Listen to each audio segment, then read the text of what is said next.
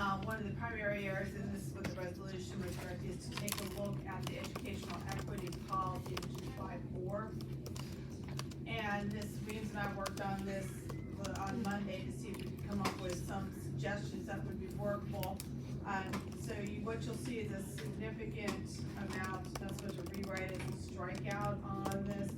So if we started by changing the name of the policy from educational equity to educational opportunity achievement, which is the name of the department that is in the resolution that the DEI department is going to. And so then we would strike out under A, which is purpose, we would take out the line, school board values the diversity in our community and staff. Again, because of the word diversity, what we're trying to do is avoid, that situation which is gonna cause the federal government to come in and monitor what we're doing. What are we avoiding? The federal government coming in and saying we're in violation of the federal directive, And that is?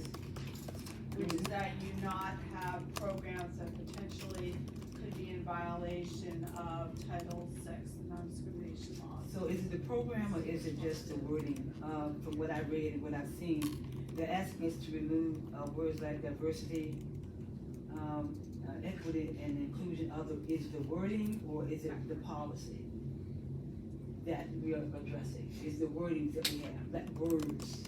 It can be, it's gonna be both, it's potentially gonna be both. If your DEI type of policies incorporate matters that could be determined to be in violation of the Civil Rights Act, section, Title VI of the Civil Rights Act, you potentially could be in violation of the federal order is trying to prevent from happening. Okay, so let me start at the beginning, and I appreciate you getting started, Attorney Alende. I just want to make things clear because from the letter that was read last night at the end of our meeting that came from Mr. Ty Harris, he had one name, which was the achievement and empowerment. That was in the letter. So we're not using the name that came from the directive of the Equity Council. So we're using another name. This is from the resolution that the school board passed. So the resolution, this policy name came from whom? If it didn't come from our, The resolution that the school board passed on April 11th. And this title specifically directed, well, the Department of Diversity, Equity, and Inclusion, the name was directed to become the Office of Opportunity and Achievement. So when we're trying to look at it, we just matched the name of this policy to be what that current office name, the school board directed that office name. so that name change is gonna benefit who?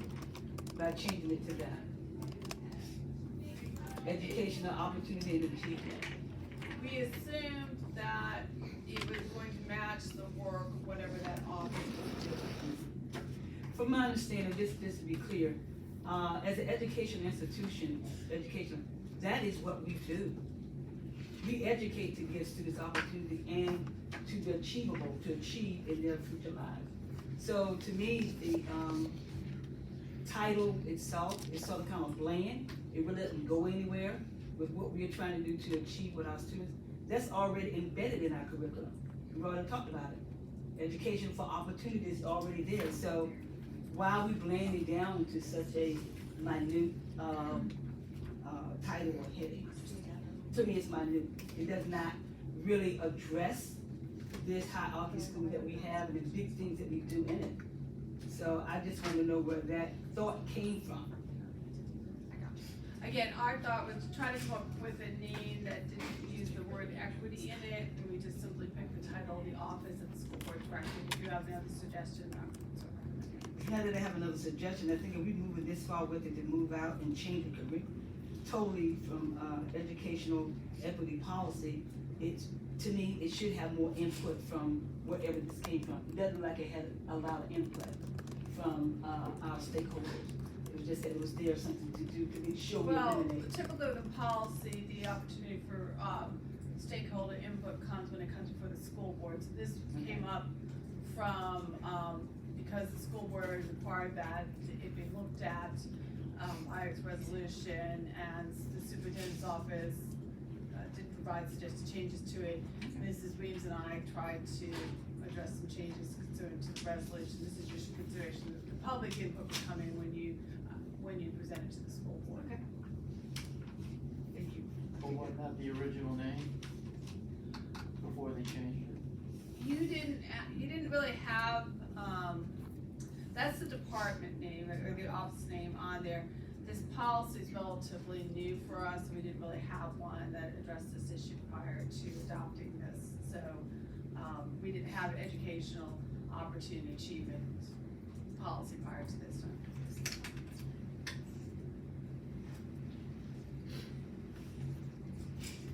So go down next, so it says leave the next, section, sorry, go back up a little bit, lower back, okay. The school board believes that all students, staff, and community members, regardless of background, deserve a rigorous, respectful learning and work environment where everyone contributes towards achieving positive economic outcomes and preparing students to be future-ready, engaged, and productive citizens, because that's from your goal. And the school board and the school division are committed to developing an educational environment that fulfills its core values, and then we're gonna strike out the rest of the information here.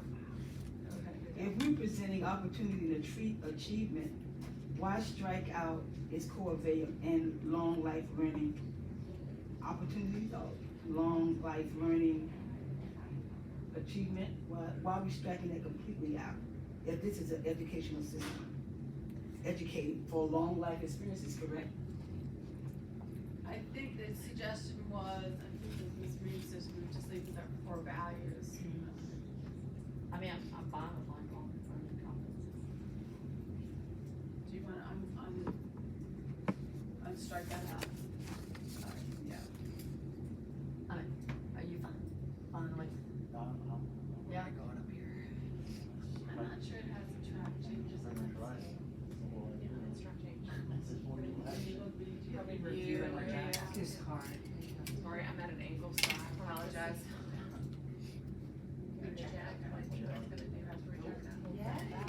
You okay with it? Okay. Yeah.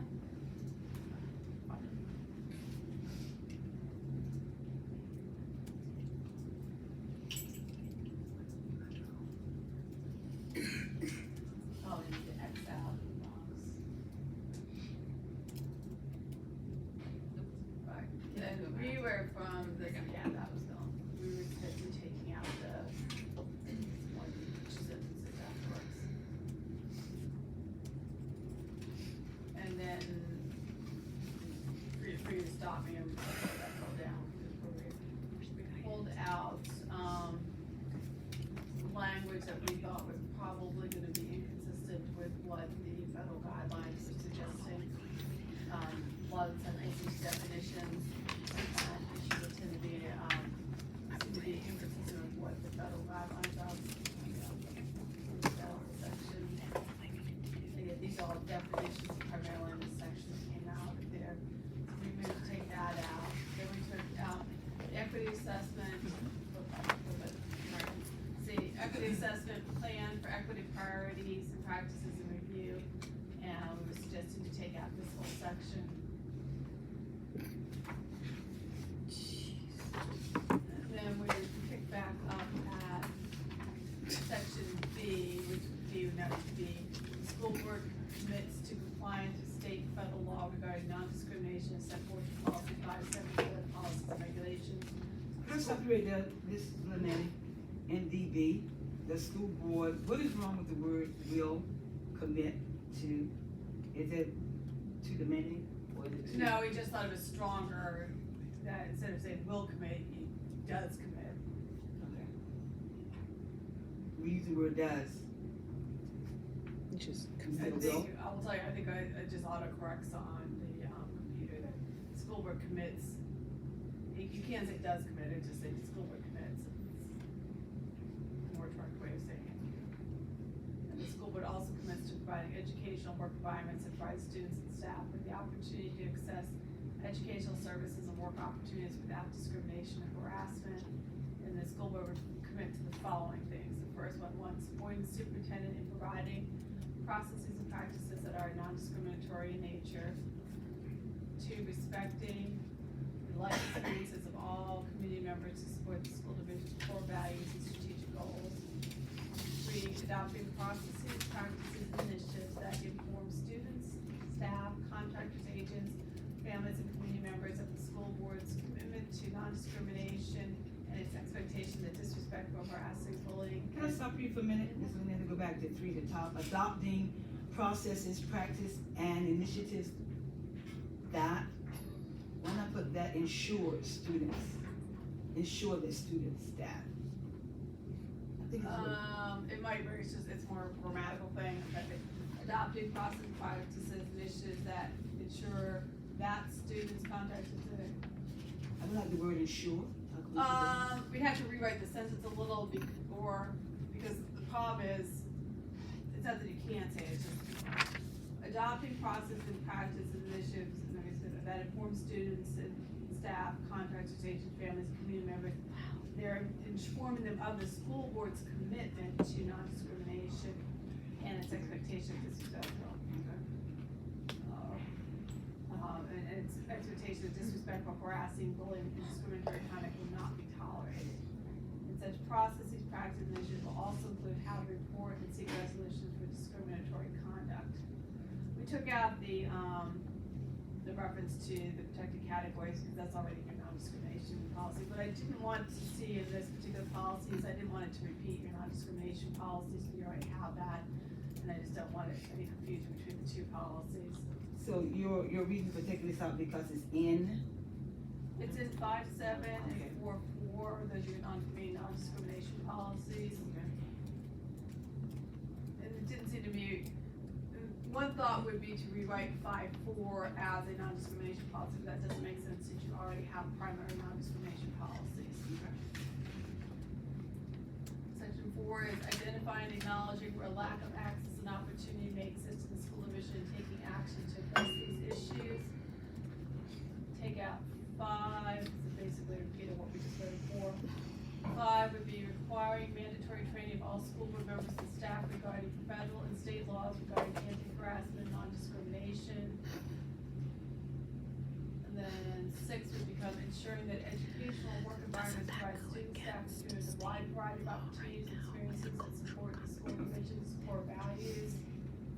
And then we're gonna take out 8 and 9. And took out E about communication of the equity policy. And then C would become, F would become C, the curriculum instruction. And the reason we didn't change a lot here is because a fair amount of what we believe is in the curriculum instruction comes down to us from the Virginia Department of Education. And we don't really have guidance right now either from the U.S. Department of Education, the Virginia Department of Education of what we would need to change. So kind of, a lot of what we're seeing, the problem with these executive orders is they aren't necessarily consistent with laws that we also have to comply with. So we would leave curriculum instruction as the superintendent or designees will ensure that curriculum instruction materials reflect the school board's commitment to non-discrimination. 1 would be curriculum and instructional materials for all grades shall reflect a range of perspectives and experiences. 2 would read all curriculum materials shall be examined for bias by the Department of Teaching and Learning, where materials reflect unlawful bias. Teachers utilizing the materials will acknowledge and seek to understand the bias and communicate this important context to students and parents of regarding prior to instruction. 3, we're gonna go, the school division will develop, support, and implement curriculum and instruction as well as educational resources have been reviewed and determined not to promote unlawful bias. 4 would be class instructional activities and extracurriculars will be designed to provide opportunities for students to learn and explore a variety of points of view and experiences. And then 5 would be middle and high schools will offer opportunities for supplementary coursework such as summer bridge programs, studying skills, tutoring during after schools to students and moving to higher level courses. Information will be available to students, families, students, school counselors, school bulletins, and web pages. And then take out the enforcement piece.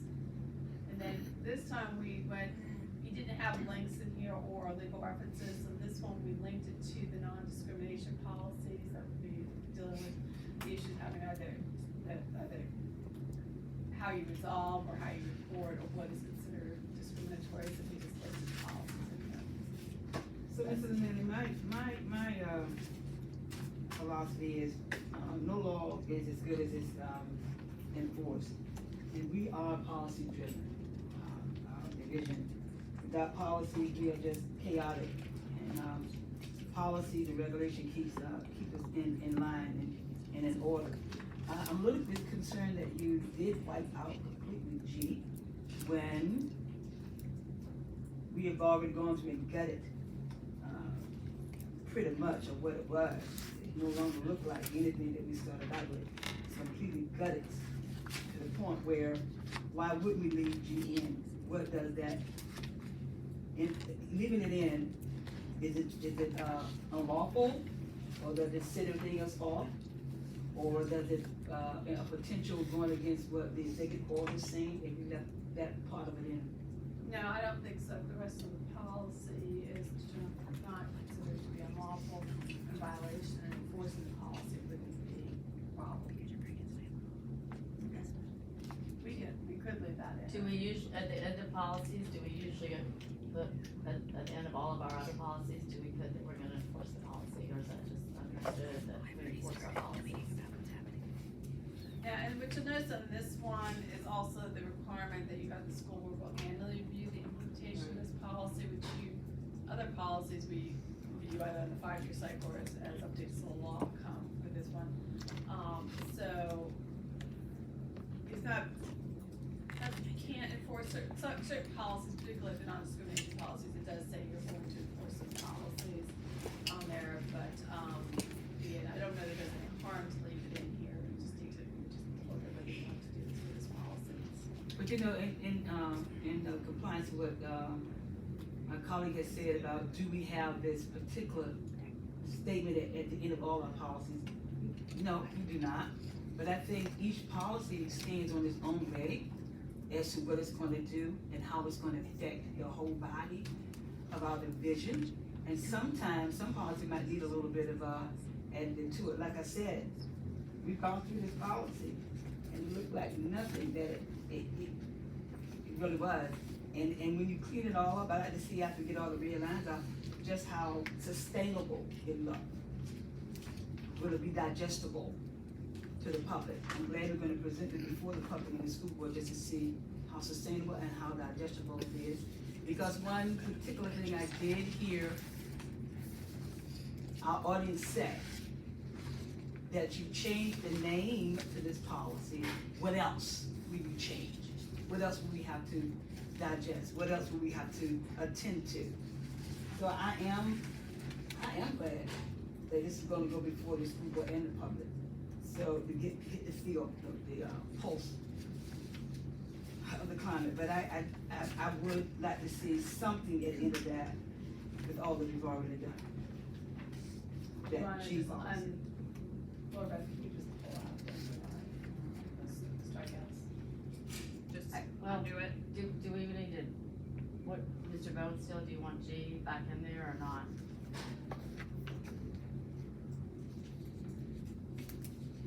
Stelter would like it to be the whole section back in there. Do you think it's okay? Do we need the whole section? Well, I mean, that's, Not necessarily. If you Ms. wanna Lin, do- yeah, Ms. Linda says we. I think I would either way. leave, if you were gonna do something, you would leave the first sentence. The first sentence, what about create regulation? I'm sorry, I didn't hear that, I was coughing. Can you repeat what you said? The second line. Here's what, the school board will annually review the school division implementation of this policy and take action to ensure compliance. The problem, I think, that this, part of the strikeout goes to the equity plan and the equity, that gets struck out above. I don't know the other policies that you look at, you could look at it, Angela, I'm just not sure that that's something you do with those policies. But it could be. Yeah, I mean, I don't think we need it, because I think we need to be a little consistent, but my colleagues. So Kim, so I will jump in and ask a question because I wasn't sure why this was in there anyway, because that's the superintendent's job. Yeah. Is it not part of his contract that he enforces policies and regulations? And some we do review annually, some at least every 5 years, like, what, I didn't understand what made this particular one so unique, because many of our policies are off of executive orders or state mandates or federal mandates, but it's never said that we need to do it. Once it becomes a policy, we're required to do it. So I didn't understand personally for myself why that was even in there, so I will When say this was that. drafted, originally, it was modeled after some college level policies, so I think they pulled it, this was not a spec created. This was something that the team was working on, and they brought it to us in the face of some college level policies, so Okay. that's why the whole thing does read a little differently, but Differently. it's more of our policies, so I think that's why it was in here. Okay. And that's why I was curious, like I said, I was curious because again, Dr. Robinson always reiterates, and we know as this team, and all of us who work for the division, we know we are required to abide by school board policies and regulations. So I just was curious, so. What you I didn't think? know the history on this because I just didn't remember, and I can't tell you, I always followed the PRC. So, but in reading this one, I was like, I'm not sure why that was even in there. Does that imply we don't do what we're supposed to do? If you go back further up, a lot of this document talks about creating an equity plan Right. and implementing it, which is a little, it's kind of different than what we normally do, so I think they were trying to, again, this stuff would be struck out with this current proposed, regulations. I think they were to go back and create this plan, and then you would then enforce it and monitor it. So it's different from other types of policies that we have, so I think that was the intent of that last section. Okay. But you're right, this one doesn't, take it out of this one, it doesn't have a separate, plan. Remember, you got the other document, you just adopted as the equity plan, and then you got your equity dashboard and those things. That's what this policy was directing you to create, and then you would then to monitor, I guess, the implementation of that. So if you're not gonna be doing that, then it doesn't necessarily, you don't necessarily have to have that annual piece. So, Okay, let me just, okay, so Ms. Felton wants it in, I don't think we need it, what do you say? What do you say? So we can according move on. to Ms. Woodhouse, it seems to me that it's not necessary. Is that All right. not what you, I mean, Yeah, I because, just, I mean, and that was my extra stuff whole that thing was- too, 'cause- I mean, it really doesn't do We anything. do our it doesn't change policies. anything. okay, so we'll, Honestly, take it, leave, I'll take it out. okay, all right. Okay, so let me see here, do we have any other comments from my colleagues? Okay, seeing none, do I have a motion to bring this back to the school board? Yes, please. Okay, moved by Ms. Felton to bring back the policy 5-4, as amended, do I have a second? Seconded by Mr. Bowenstiel, all those in favor? Aye, opposed? This policy 5-4 will be presented to the school board on information.